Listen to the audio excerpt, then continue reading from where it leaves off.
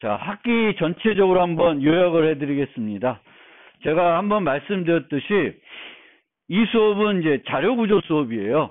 그래서 가장 기본적으로 여러분들이 알아야 되는 건 각종 자료구조가 어떤 자료구조들이 있고 그런 자료구조들을 언제 사용하면 좋은지 알아야 될 거고 각 자료구조의 특성을 잘 이해해야 됩니다. 그리고 이제 그런 이해를 바탕으로 여러분들이 즐겨 쓰는 프로그래밍 언어에서 프로그래밍 할 때 그 자료 구조들을 올바르게 쓸 줄 알아야 되는 거죠. 물론 우리는 그것만 한 건 아니고 각종 자료 구조들을 실제 수업 시간 통해서 과제 통해서 구현을 해봤어요. 그 구현을 통해서 자료 구조에 대한 이해도 높이고 여러분의 프로그램 실력도 향상됐기를 이제 기대하는데 실습 시험 봐보니까 프로그래밍 능력들은 조금 더 향상을 시켜야 될 것이고 이제 다음 주 월요일이죠, 그렇죠? 자료 구조는 월요일이죠.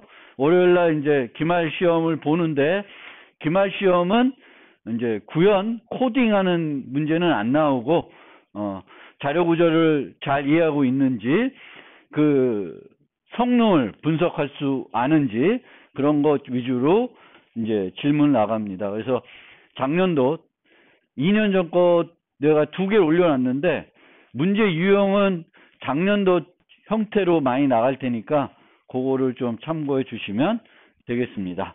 그러면 학기를 요약해 보겠습니다. 전체를 좀 간략하게 요약해 보면은 문제를 해결할 때 사용할 수 있는 다양한 자료 구조를 살펴보았습니다. 우리가 배운 게 우리가 실제 쓰는 모든 자료 구조는 아니고요.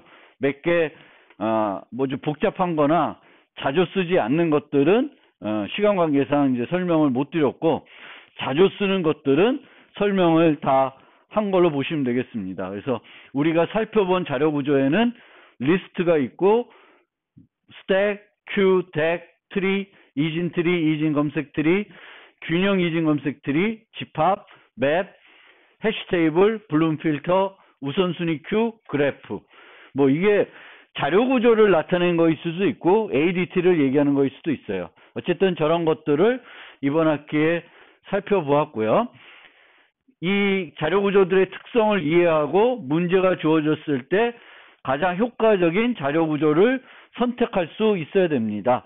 저 자료 구조를 선택하는 것과 관련된 문제도 기말에 나올 수가 있습니다. 그래서 어떤 문제가 주어졌을 때 이 문제는 해결하려고 그러면 어떤 자료 구조 쓰면 좋냐 이렇게 물어볼 거고 그러면 여러분들이 배운 것 중에 이 문제는 이 자료 구조를 이렇게 쓰면 좋을 것 같다라는 식으로 이제 답을 쓰시면 되겠습니다. 어쨌든 자료 구조를 선택할 수 있는 능력을 여러분들 이번 학기 자료 구조를 배워가지고 익혀야 되는 그런 것이고요. 각 자료를 사용할 문제를 해결했을 때 시간 복잡도와 공간 복잡도를 우리가 분석할 수 있어야 됩니다. 내가 이 자료 구조 쓰면은 내 문제 해결책이 어느 정도 성능이 있는지를 스스로 분석할 수 있어야 됩니다. 그래서 우리가 성능을 분석할 때 주로 시간 복잡도를 많이 보지만 공간 복잡도도 항상 생각을 해야 돼요. 그래서 시간적으로 성능이 좋은 건지 그리고 공간을 많이 쓰는 건지 적게 쓰는 건지 어떤 자료 구조 쓰는 게 더 적게 공간을 쓸 수 있는 건지 이런 것들도 우리가 분석할 수 있어야 되겠고 이런 분석을 할 때 이제 사용하는 게 비고 노테이션입니다. 비고 표기법으로 최종 분석 결과를 나타내게 되겠죠. 그리고 자료 구조를 우리가 구현해 봤는데 이를 통해서 자료 구조에 대한 이해도와 여러분들의 프로그램 능력이 향상됐기를 이제 기대하는데 향상이 잘 안 되신 분들은 방학 때 한번 이 자료 구조에서 배운 자료 구조들을 한번 그냥 백지 상태에서 한번 구현해 보시면 좋을 것 같아요. 구현해 보고 다시 한번 하나씩 리스트도 구현해 보고 배열 기반으로 구현해 보고 연결 구조를 구현해 보고 아니면 뭐 프로그램이 잘 되시는 분들은 실제 안 구현해 봤던 것들 뭐 레드 블랙 트리라든지 ABL 트리 같은 거 많이 안 해봤으면 그런 거를 실제 직접 한번 구현해 보면 도움이 그 프로그래밍 그 능력을 향상하는데 도움이 될 것입니다. 그러면 조금 더 안으로 구체적으로 각각 요소들을 조금씩 살펴보겠습니다. 그래서 성능 분석할 때 우리가 쓰는 게 빅O인데 이 빅O 표기법은 최악의 경우 알고리즘이 특정 수준과 같거나 빠르다는 걸 나타냅니다. 그래서 ON제곱이면 N제곱 수준에와 같거나 그거보다는 더 빠르다라는 걸 얘기하는 거고요. 실제 수행 시간을 측정해서 성능 분석하는 것이 아니라 주어진 입력 크기에 대해서 필요한 기본 연산이 어느 정도 되는지 보고 그거를 다항식으로 나타낸 다음에 그 다항식에서 나머지 다 버리고 최고차항만 취하면은 그게 이제 B5가 되는 거죠. 그래서 이렇게 하기 때문에 정근적 최악의 경우 분석이라고 합니다. 입력 크기가 작으면 의미가 없고 입력 크기가 클 때 이 B5가 의미가 있습니다. 입력 크기가 뭐 20개밖에 안 돼. 그러면 어떤 자료 구조를 쓰더라도 어떤 알고리즘 쓰더라도 별 차이 없겠죠. 20개 정도면 전수조사에도 금방 컴퓨터로 하면은 인간이 차이를 못 느껴요. 그런 측면에서도 우리가 프로그램 형식 같은 경우에는 시간을 1초로 잡아놓죠. 그래서 1초보다 조금 더 길어지면은 우리가 피부로 느낄 수 있어요. 아, 이게 좀 느리다. 그래서 그런 측면이고, 그래서 빅O는 정근적 최악의 경우 분석입니다. 그리고 입력 크기는 정확하게는 그 입력을 컴퓨터에 표현하기 위한 문자 수인데, 보통은 그냥 대략적으로 배열이 주어지면은 배열의 크기가 입력 크기다 이렇게 놓고 분석해도 문제는 없습니다. 그런데 어떤 알고리즘들은 입력 크기를 좀 더 정확하게 분석을 해야 되겠죠. 특히 어떤 정수가 주어지는데 그 정수 값에 따라서 성능이 달라진다. 그러면은 그거는 이 문자 수를 고려해야 됩니다. 그 정수를 나타내기 위한 비트 수를 고려해 가지고 분석을 해야 돼요. 그래서 그게 이제 빅O고요. 그리고 빅O를 분석할 때 이제 하나만 나오는 게 아니라 변수가 다중 변수가 나올 수가 있습니다. 특히 이제 그래프 관련된 걸 분석할 때 다중 변수 빅O를 많이 써요.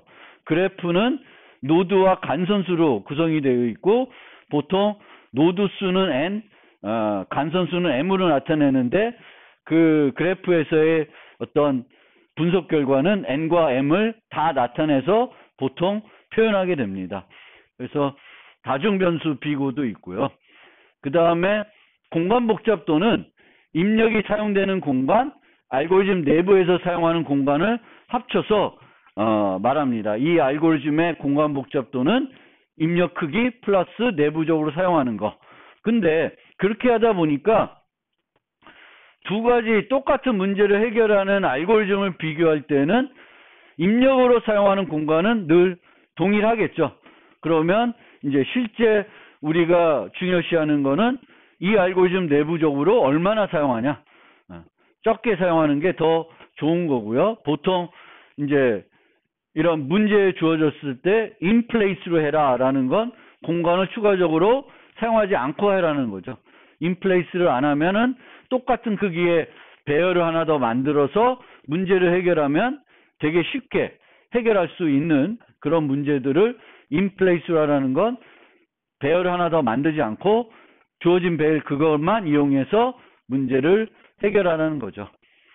그리고 이제 이번 학기에는 이제 재기 알고리즘으로 구현한 거는 트리 쪽으로 가면 재기 알고리즘으로 많이 구현을 했죠. 그리고 이제 트리나 그래프 탐색하는 알고리즘 중에 DFS는 또 재기 알고리즘으로 구현할 수가 있습니다. 그래서 그렇게 재기 알고리즘으로 구현되는 알고리즘을 공간 복잡도를 분석할 때는 함수 스택 공간이 공간 복잡도에 포함이 된다. 그래서 재개 호출 깊이가 깊으면 깊을수록 공간을 많이 사용하게 되는 형태가 되는 거게 되겠습니다. 그래서 비고는 이제 그 정도로 여기 또 추가가 없구나. 그리고 우리가 이제 우리가 이제 따지는 이 알고리즘이 어디에 속하냐 할 때 이런 걸로 이제 보통 표현하게 됩니다. 그래서 O1이면 상수 시간, O 로그 n이면 로그 시간, O n이면 선형 시간 뭐 이렇게 되는데, 입력 크기가 n이면 우리는 기본적으로 O n의 문제를 해결하고 싶어요.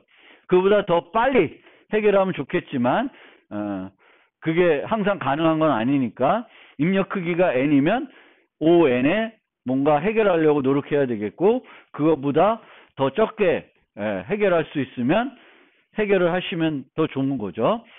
그 다음에 ON 다음에는 N 로그 N이라는 게 있고요. 요거를 의사선형 시간이라고 그래요. 거의 선형에 가까운 시간입니다. 그래서 N 로그 N이 되는 대표적인 알고리즘들은 정렬 알고리즘 중에 우수한 알고리즘들이 N 로그 N이죠. 그리고 정렬 알고리즘은 비교 기반인 경우에는 이거보다 빨리 할 수 없습니다. N개의 데이터를 정렬할 때 최소 N 로그 N은 필요해요. 그래서 얘네들이 가장 빠른 정렬 알고리즘이고요. N제곱 뭐 이렇게 다차 시간, 그리고 이 정도 되면 실제 N이 조금만 커도 문제를 해결할 수 없습니다. 돌리면 세워라 내워라 언제 끝날지 알 수가 없습니다. 그래서 입력 크기가 주어졌을 때 그 입력 크기보다 조금 작게 할 수가 있고요. 만약 이런 것도 여러분들 기억해 두세요. 내가 N제곱 알고리즘을 만든다. 그러면 정렬을 10번 하든 20번 하든 상관없어요. 왜냐하면 정렬하는 비용은 N 로그 N이기 때문에 그거를 여러 번 쓰더라도 N 로그 N입니다. 그러니까 N제곱 만들 경우에는 N 로그 N을 정렬을 해도 되겠죠. 근데 내가 목표로 만드는 게 ON이야. 그럼 정렬을 썼어요. 그러면 ON이 절대 될 수가 없습니다. 그래서 만약 내가 N제곱 정도의 알고리즘을 만들고 싶다. 그러면 얼마든지 정렬을 여러 번 해가지고 내가 더 효과적으로 할 수 있다면 정렬하시면 되겠습니다. 그 다음에 이제 자료 구조들을 하나씩 살펴볼 텐데, 첫 번째 우리가 살펴본 게 리스트 자료 구조죠. 리스트는 크게 배열로 만들 수 있고 연결 구조로 만들 수도 있습니다. 데이터를 정렬해서 유지할 수도 있고 정렬하지 않고 유지할 수 있습니다. 정렬하지 않으면 사이버 효과적으로 할 수 있지만 반면에 검색은 선형 검색만 할 수 있습니다. 연결 구조는 정렬로 유지해도 이진 검색을 할 수 없고요.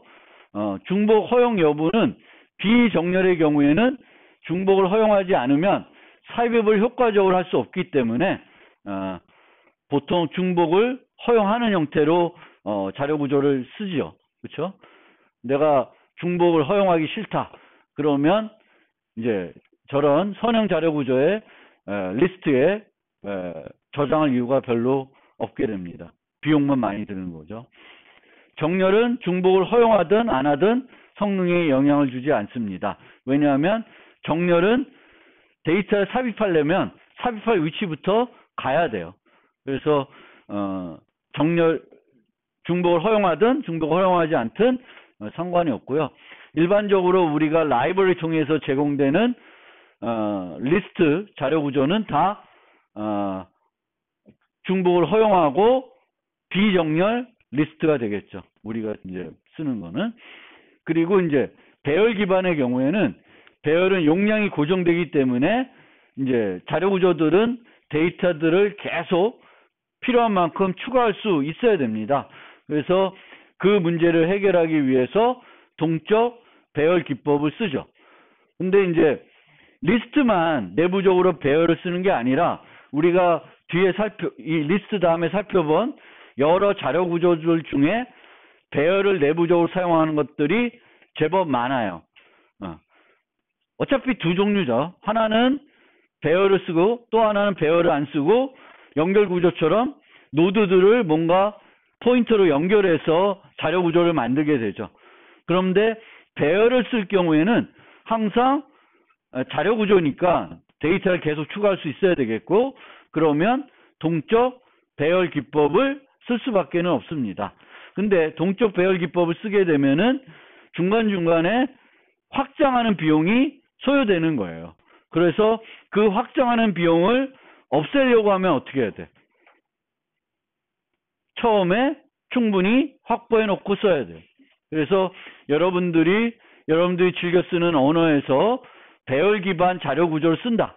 그러면 뭐부터 살펴봐야 되냐면 초기 용량을 내가 어떻게 지정해 줄 수 있는지를 알아보고 내가 필요한 데이터의 크기를 생각해서 용량을 지정해 줘야 돼요. 그래야지만 좀 더 효과적으로 사용하는 형태가 되겠습니다.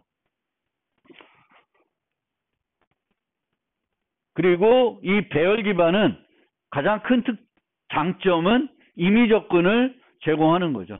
임의 접근을 제공할 수 있습니다. 그래서 색인 기반 연산들이 효과적으로 사용할 수 있습니다.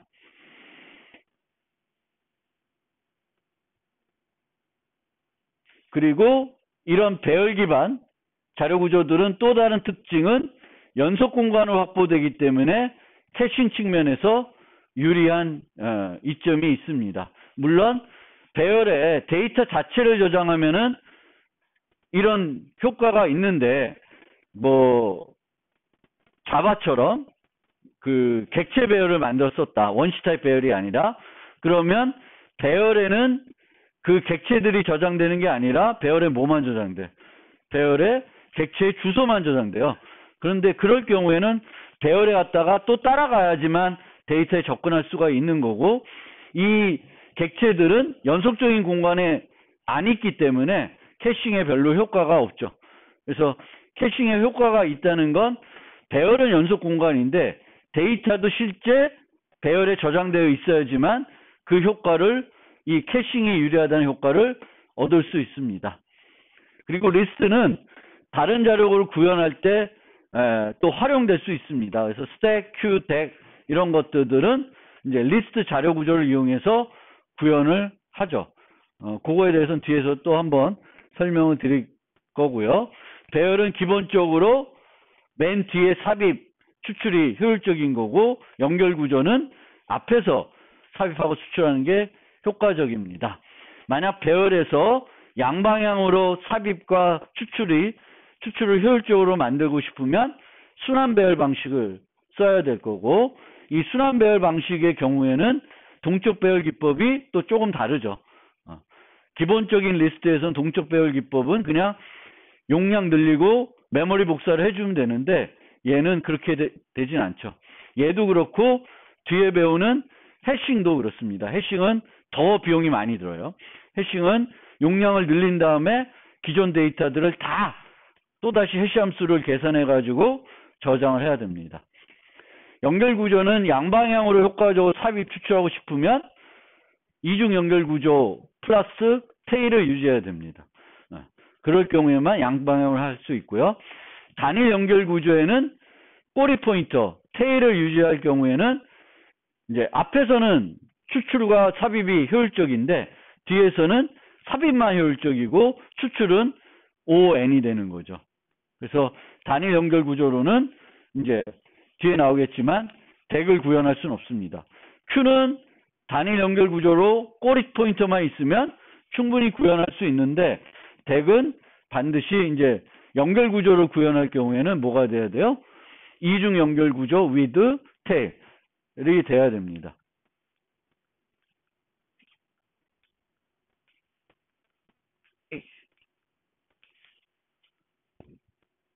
비교를 해보면 이제 이렇게 되는 겁니다. 그래서 아까도 얘기했지만 얘가 다 O1이 되는 경우는 테일이에요. 테일을 갖고 있는 이중 연결 구조. 그리고 어레이 리스트에서 얘가 다 O1이 되기 위해서는 순환 배열이 돼야 됩니다. 순환 배열. 순환 배열이 안 되면 이제 앞에서는 ON이 되겠죠.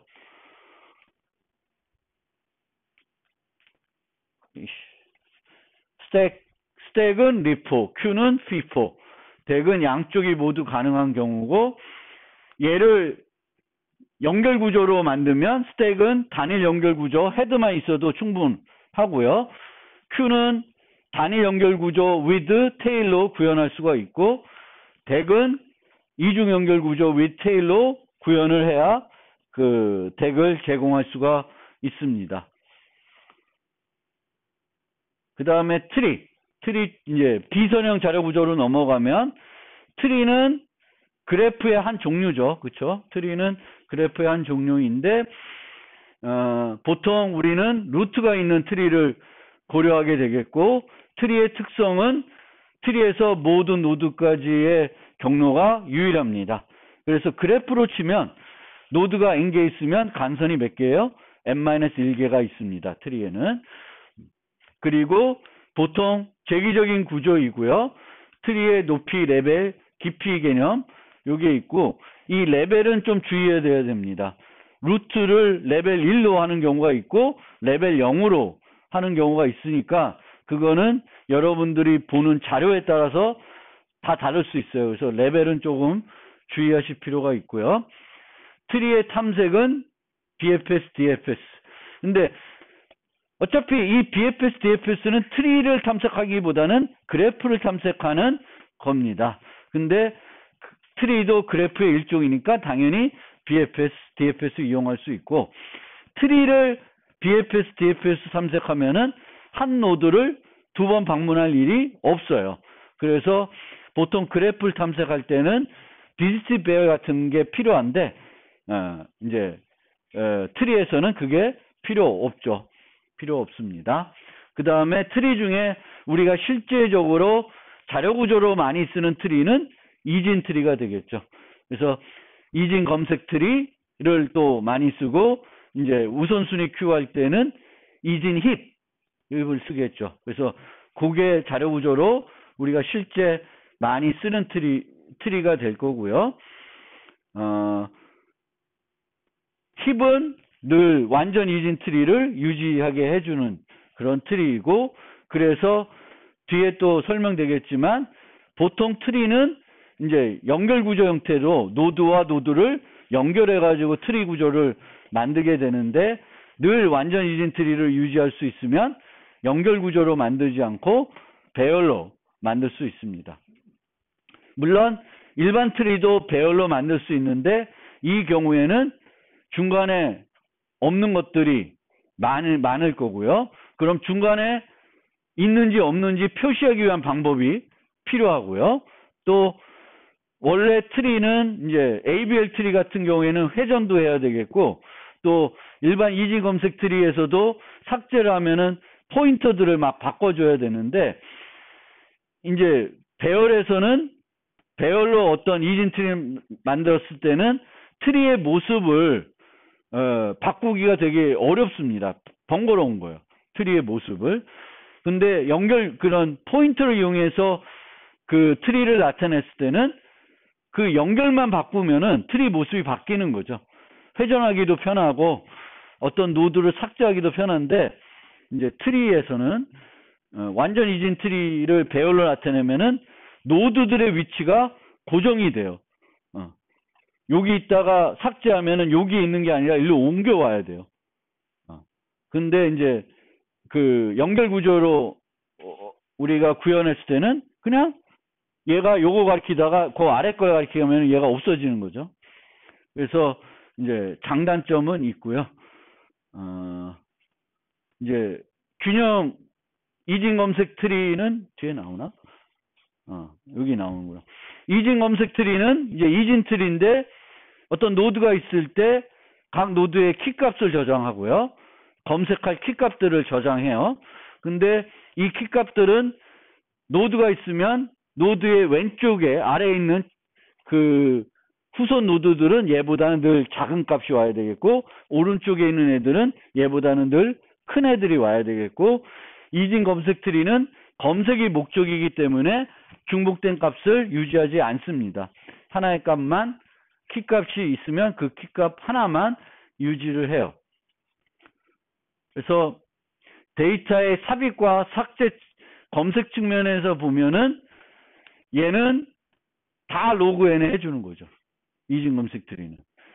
배열이나 연결 구조는 어떤 것들은 O 안에도 해주지만 모든 거를 O 안에 해줄 수는 없어요.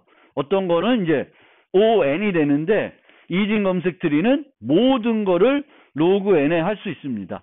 근데 모든 거를 로그 n에 하려면 일반 이진 검색 트리로는 안 되고 뭐가 돼야 돼?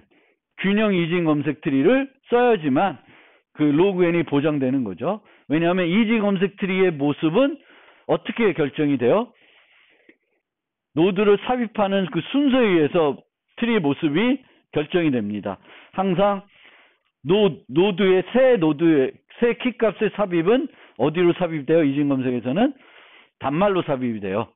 그래서 정렬된 순서대로 삽입하면은 완전 이렇게 편향된 이진 검색 트리가 되죠. 그래서 이제 우리가 실제 자료 구조로 사용하는 이진 검색 트리는 균형 이진 검색 트리이고 균형 이진 검색 트리도 한 가지 방법만 있는 게 아니라 다양한 방법으로 트리의 균형을 유지할 수 있습니다.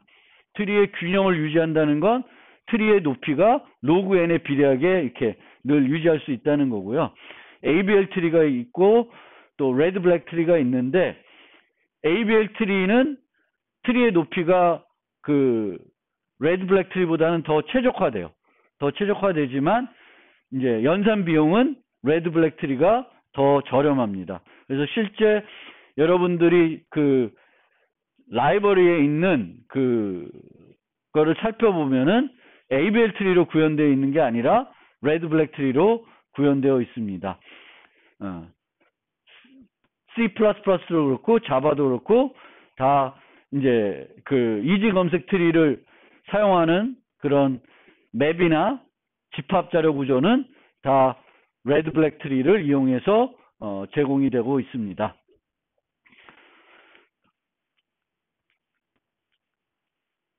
그 다음에 이제 집합 맵이라는 자료 구조가 있는데 집합과 맵 자료 구조는 거의 같은 애죠. 근데 집합은 데이터만 유지하는 거고 맵은 데이터 플러스 그 데이터와 연결된 어떤 값, 그래서 쌍을 유지해 주는 거예요. 그래서 맵, 집합이 있고 집합을 구현하는 방법은 크게 세 가지 방법이 있습니다. 직접 주소 방법으로 구현할 수도 있고 균형 이진 검색 트리를 이용할 수도 있고 해싱을 이용할 수도 있습니다. 직접 주소를 이용하게 되면은 뭐가 문제가 돼요? 공간을 너무 많이 필요하게 되는 거죠. 공간을 너무 많이 필요하게 되지만 직접 주소 방식을 쓰게 되면은 실제 데이터를 저장할 필요가 없죠. 집합 자료 구조에서는 실제 데이터를 저장할 필요는 없어요. 그 데이터가 있다 없다만 알려주면 되는 거지 실제 그 데이터를 저장할 필요가 없는데 직접 주소 방법을 쓰게 되면은 데이터를 저장하지 않습니다. 그렇지만 직접 주소 방식을 쓰기 위해서는 내가 저장하는 값의 도메인만큼의 크기가 필요한 거죠. 크기에 그 이미 접근할 수 있는 것이 필요한데 그 공간을 절약하고 싶으면 어떻게? 그 공간을 좀 줄이고 싶으면 뭘 쓸 수 있어요? 비트 벡터를 쓸 수 있는 거죠. 비트 벡터를 쓰면은 데이터가 있다 없다를 한 비트를 이용해서 나타내는 거니까 가장 최적화할 수 있습니다. 그럼에도 불구하고 비트 벡터를 쓰더라도 도메인이 너무 크면은 실제 직접 주소 방식을 쓰기가 어렵습니다. 또 직접 주소 방식을 쓰려면은 뭐가 필요하냐면은 그 데이터를 색인으로 매핑해주는 함수가 필요한데 이 직접 주소 방식 방법에서는 이 매핑 함수가 충돌이 절대 일어나지 않아야 돼요. 다 다른 곳으로 가야 됩니다. 그래서 직접 주소 방법이 있고 그 다음에 균형 이진 검색 트리 해싱 방법이 있는데 이 두 개는 모두 데이터를 저장을 해야 돼요. 균형 이진 검색 트리에서는 왜 데이터를 저장해야 돼요? 데이터를 저장해야 데이터를 비교해서 이진 검색 트리를 만들 수가 있죠. 그래서 이 균형 이진 검색 트리는 데이터 자체가 저장이 돼야 됩니다. 그리고 해싱에서도 데이터가 저장이 돼야 돼요. 왜냐하면은 특정 색인에 어떤 값이 있다고 해서 특정 데이터가 있다고 단정 지을 수가 없어요. 왜냐? 충돌이 일어날 수 있기 때문에 내가 생각한 데이터가 아닌 다른 데이터가 그 위치에 저장되어 있을 수 있습니다. 따라서 방법 1에서는 데이터를 저장할 필요가 없지만 방법 2와 방법 3은 데이터를 저장을 하게 됩니다. 그리고 방법 2는 모든 연산의 비용이 로그 n에 비례하게 되겠고, 해싱은 O 안에 제공을 할 수 있지만 이 O 안에는 숨어져 있는 비용들이 제법 있죠. 해싱하는 비용. 그리고 이 해싱하는 비용은 내가 저장하려는 데이터의 개수에는 아무런 상관이 없어요. 내가 10,000개를 저장한다고 해서 이 해싱 비용이 증가하지 않습니다. 근데 해싱 비용은 뭐에 의존하게 되냐면 값 자체에는 의존하게 되죠. 문자를 저장한다. 그럼 문자 길이 전체를 이용해서 계산하게 되기 때문에 그 해싱 계산하는 게 되게 효율적인 함수를 쓰긴 하지만 여전히 비용이 들어가는 거고, 실제 보면 충돌이 나기 때문에 그 충돌을 처리하는 비용이 추가적으로 숨어 있습니다. 뭐 예를 들면 여러분들이 실제 실습에서 해보고 추적해봤으면 알겠지만 그 로드 팩터를 0.75 그 연결 구조의 그 연결을 2로 유지하려면은 계속 뻥튀기가 이루어질 수가 있어요. 동쪽 배열이. 그리고 해싱에서 동쪽 배열이 일어나는 순간 비용은 그만큼 또 많이 발생합니다. 그래서 해싱이 O 아니니까 얘가 쓰는 게 훨씬 더 빠르고 유리할 것 같지만 실제 시간을 측정해 보면은 또 그렇지도 않아요. 그래서 그걸 잘 감안해야 되겠고, 그래도 해싱을 쓴다 그러면은 해싱에서는 이 확보하는 용량이 충돌에 무지 영향을 줘요. 그래서 수학적으로 계산해 보면은 용량을 어느 정도 잡아주면 돼요? 내가 저장한 데이터가 n이면 1.3배 이상 잡아주면은 그 로드 팩터가 0.75 이하가 되겠고, 그러면은 기대하는 충돌이 1, 2 이하예요. 그래서 그 해싱을 쓸 경우에는 용량을 충분히 잡아주는 게 두 가지 측면에서 되게 중요해요. 동쪽 배열이 안 돼야 되겠고, 뻥튀기 나는 게 안 일어났으면 좋겠고, 충돌이 적게 일어났으면 좋기 때문에 우리는 해싱 쓸 때는 반드시 용량을 충분히 잡아줘야 된다. 뭐 용량을 충분히 잡더라도 그 용량은 내가 저장한 n에 비례하겠죠. 1번보다는 훨씬 더 적은 공간을 쓰게 되는 거예요.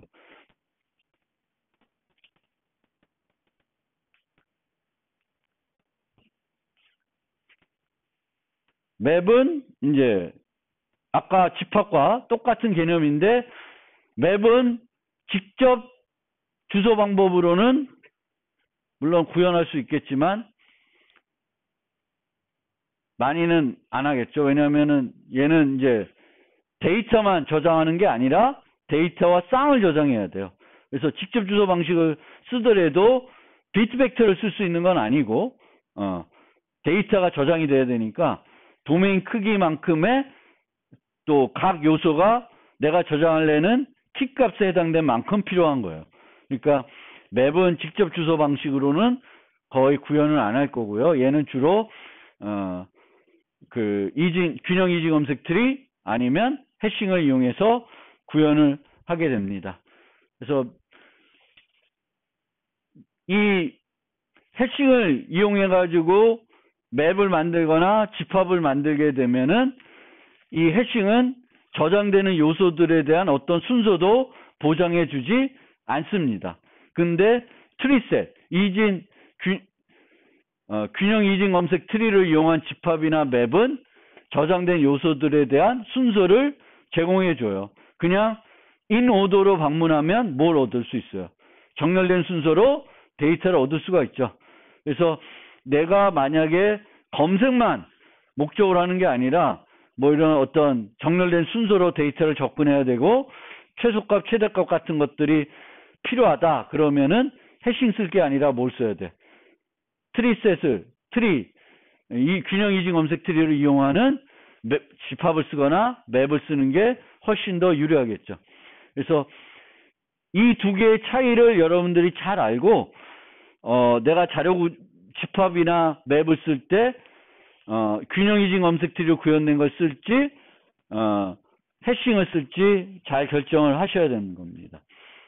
그리고 특수한 맵들, 멀티셋 카운터라는 게 있고, 또 키의 순서를 유지해 주는 건 아니지만 삽입 순서를 유지해 주는 오더 딕셔너리, 링크 태시셋 같은 것들이 언어에 따라서는 또 특별히 제공이 되고 있습니다.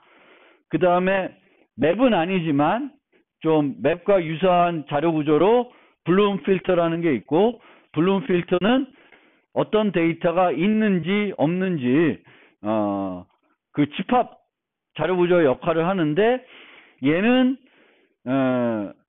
데이터를 저장하지 않지만 그리고 빠르게 검색을 제공해 주지만 어떤 문제가 있을 수 있어요? 거짓 양성을 줄 수 있습니다. 거짓 양성이라는 거는 없는데 있다고 하는 거죠. 거기에 저장됐는데 저장된 것이 저장 안 돼 있다 라고 얘기하는 경우는 없어요. 없지만 거짓 양성이라는 거는 없는데 있다고 할 수는 있습니다. 근데 이 거짓 양성이 나타나는 확률을 우리는 조절할 수가 있죠. 해시 함수의 수, 또 사용하는 공간의 크기를 조절해 가지고 이런 거짓 양성을 주는 확률을 매우 줄여 가지고 이제 활용할 수 있습니다.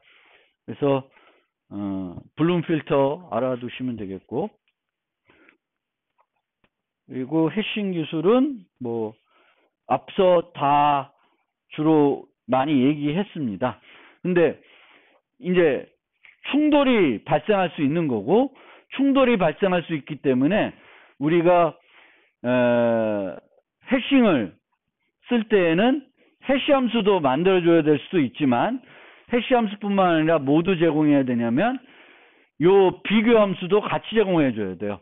비교 함수가 없으면 또 제대로 동작을 안 하죠. 왜냐하면 가서 어떤 데이터가 있을 때 지금 내가 저장하려는 데이터가 있는지 아니면 충돌돼 가지고 다른 데이터가 있는지 확인을 해야 되기 때문에 이제 해싱을 쓸 때는 해시 함수와 equals, 이 비교 함수가 같이 쌍으로 같이 제공이 돼야 되는 것이고요. 충돌 해소 전략으로는 열린 기법, 닫힌 기법이 있는데, 주로 실제 언어, 여러분들이 사용하는 언어에서 작용되는 해시들은 다 뭘로 구현되어 있어요? 닫힌 기법으로 제공이 되어 있습니다. 닫힌 기법이라는 건 늘 그 해시 결과값이 주는 그 주소와 관련돼서 데이터가 저장되어 있는 거죠. 엉뚱한데 저장이 안 돼 있는 거예요. 열린 기법은 여기에 저장할 수 없을 때 전혀 좀 엉뚱한 데다 갖다가 저장하죠. 빈 공간에. 그러면 얘를 찾는 그런 비용이 들기 때문에 주로 해싱은 이제 열린 기법을 쓰는 게 아니라 닫힌 기법을 쓴다. 그래서 얘 둘을 잘 비교해서 여러분들이 어떤 문제를 해결할 때 맵이나 집합이 필요할 때 트리셋을 쓸 건지 해시셋을 쓸 건지 잘 판단해야 되겠고, 만약 해시셋을 쓸 거면은 이제 공간을 1.3배를 충분히 확보해 주고, 또 내가 저장하는 키가 원시 타입이나 또는 문자열이 아니면은 해시 함수도 만들어줘야 되겠고, 비교 함수도 같이 만들어서 제공해 줘야 올바르게 해싱이 동작합니다. 요거는 이제 사용하는 언어에 따라서 되게 달라요. 그러니까 그거는 또 각 언어의 특징들을 또 잘 익혀가지고 쓰셔야 되겠습니다. 그 다음에 우선순위 큐. 우선순위 큐는 힙이라는